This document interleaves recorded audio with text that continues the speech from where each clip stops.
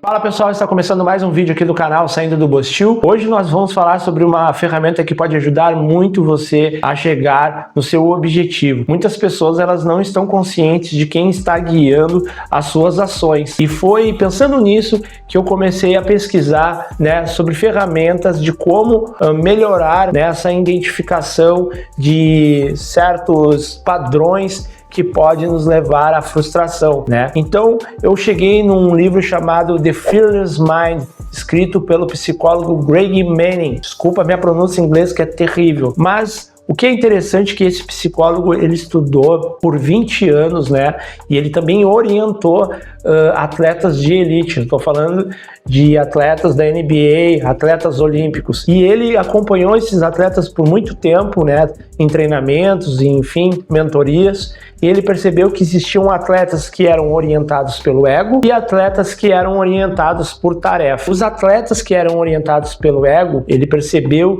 que eles tinham a tendência de não manter suas carreiras por muito tempo. E aí ele percebeu que a causa disso era porque eles não suportavam perder, eles não suportavam a pressão, do jogo, porque a sua autoimagem estava totalmente vinculada sobre o que os outros poderiam pensar dele. Então é bem interessante isso, se nós vamos colocar nas nossas vidas, pessoas que vão para academia e ligam o celular e mostram, olha só, tô botando 250 quilos, me vejam, Eles estão focados, em aparecer, E diferente de um cara que vai para academia, pega um peso modesto e vai lá e faz a execução correta. Então ele começou a observar que esses atletas que são orientados pelo ego têm essa tendência a desistir, porque eles não aguentam, perder, passar vergonha na frente dos outros. Então a sua imagem está totalmente na mão dos outros. Então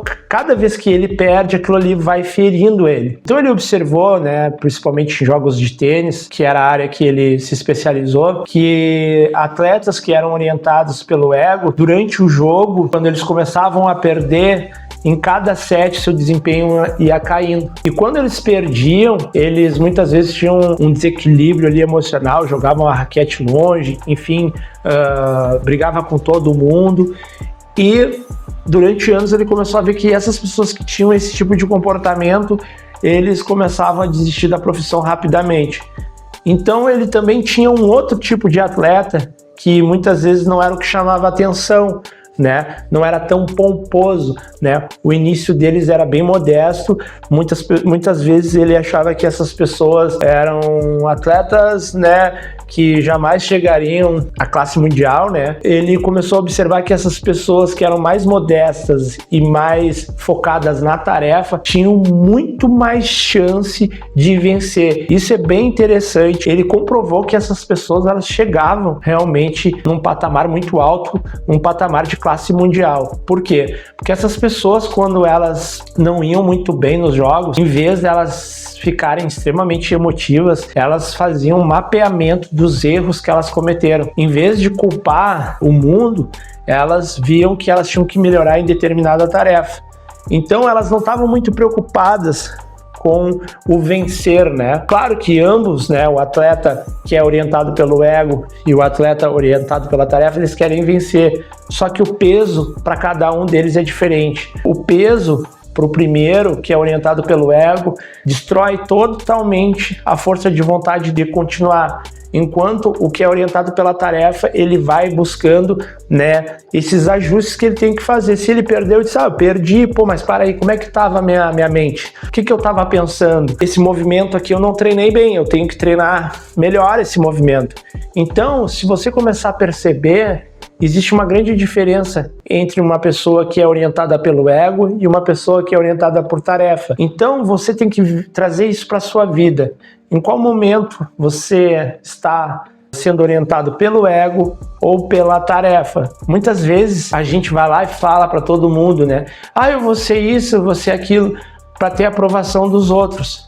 E isso vai acabar, nos frustrando, porque a gente não tem condições reais de chegar naquele objetivo, Mas como a gente quer ter esse momento, de olhe como eu sou bom, olhe como eu tenho potencial, a gente não se foca no que é o principal, que é a base, né? Eu vejo isso até pela questão do concurso. Teve momentos em que eu estudava para concurso porque eu vou ser isso, que eu vou ser aquilo. E quando eu comecei a estudar, eu vi que realmente era pesado, que não era fácil. E hoje em dia eu não tenho mais esse peso de mostrar que eu vou passar num concurso público. Hoje eu me foco na disciplina que eu tenho de fazer as tarefas que eu tenho que fazer no dia a dia, no que eu tenho que entender, no que eu tenho que dominar.